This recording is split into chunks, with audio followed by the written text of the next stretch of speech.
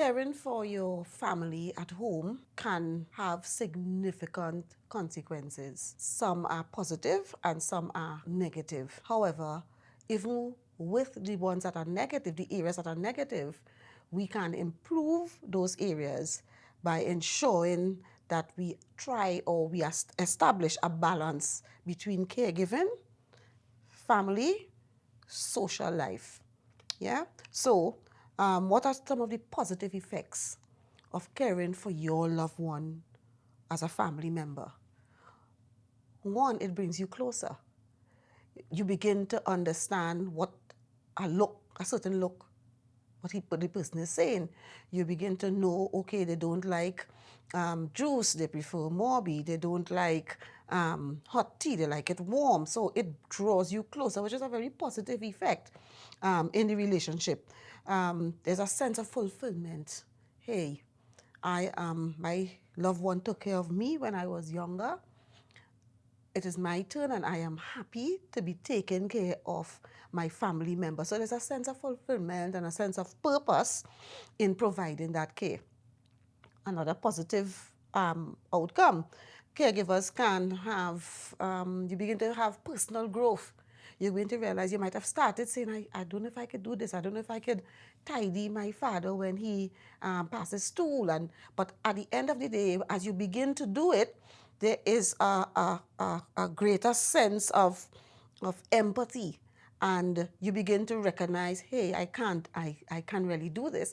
And actually many nursing homes, the owners start off like that, caring for their family member, recognizing that they've now developed a passion and a love for what for the care that they give the grandfather or the father or the mother, so much so that they either go into caregiving or they begin to do a nursing home. So those are some positive outcomes of taking care of your family at home. However, there are some negative issues, right?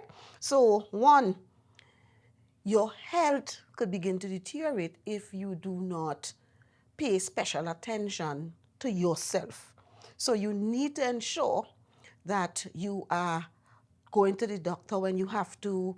If you have issues, you need to deal with those. You cannot say, I'm taking care of daddy, so I cannot deal with this, because when something happens to you, then there isn't anybody to take care of daddy. So you have to take care of you first, and then and it is not selfish. It is smart to take care of yourself so that you can now lend better care to your relative. Um, your mental health status. If you begin to get depressed, if you begin to get frustrated, if you begin to not know what else do I do, how do I do this, I'm doing this and it's not working, and I'm doing that and it's not working, and I feel like pulling out my hair because I just don't know what else to do. You need to stop and get help. So, and there's nothing wrong and no shame in saying to your other relatives or saying to yourself, I need to take care of my mental status so that I don't shout at daddy. I don't bawl and angrily at auntie. You need to deal with your own mental status so that you are able to effectively continue care for your for your relative, right? The other thing is social isolation. This is a real negative part, in that you make decisions. I can't go here because I have daddy. I can't go there because I have mommy. I can't do this. And one by one, you systematically knock out your social life. And that lends to a lot of frustration and your mental status as well. And of course, it lends to a lot of stress. So you need to understand that you need to take breaks.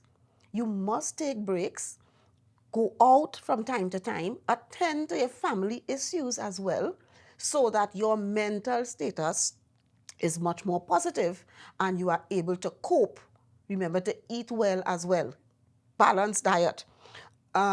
Sometimes taking care of the relative can be a burden, a financial burden, in that, well, I'm doing this because I cannot afford to have a caregiver come in and I cannot afford to place my dad in a nursing home, and therefore I am going to do it.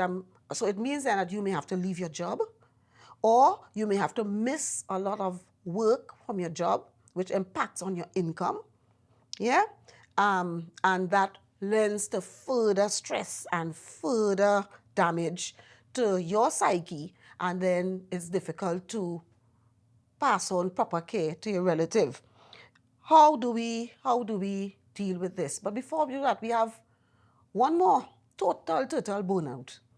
You're just burnt out. You get up in the morning and you hear him calling and you know that it is time. He probably wet, he probably in stool, he probably needs his breakfast, and you are there and you just cannot move your body. Your brain is not able to function, your body, you're just not able to move and to get up and do the things that you need to do for him because you are just burnt out, you have crashed. Those are some of the negative things. How do we deal with that? Exactly what I've said before. Take time, spend time away, organize respite care. So you can now go on a vacation for a week or 2 weeks. Find a nursing home that will take your daddy, a trusted, loving, licensed nursing home that will take your daddy or your mommy for the week that you're going, that you need to go on vacation with your family. So those are some of the things that needs to be done. It is wonderful. I feel I always encourage family members to, yes, take care of them, know when it is time that you can no longer do it. But in the interim, while you are doing it, while you are taking care of them, you need to take care of yourself. Yeah, because if you fall, all falls.